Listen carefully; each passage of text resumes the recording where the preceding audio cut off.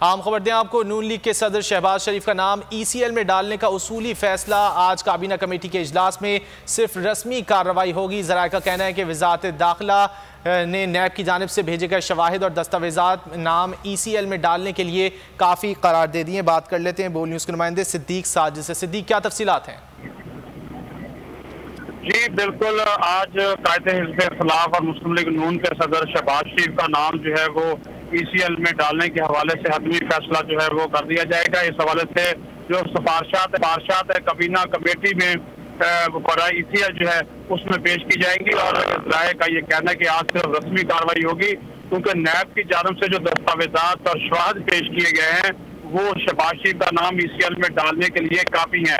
तो ये असूली फैसला जो है वो हो चुका है। इस हवाले से जब आपने वज़ीर दाखिला शेख रशीद से रब्ता किया तो उन्होंने इस बात की तस्दीक की और कहा कि जो नैब की सिफारिश थी वो भी हमें वसूल हो चुकी है, दरखास्त भी वसूल हो चुकी है।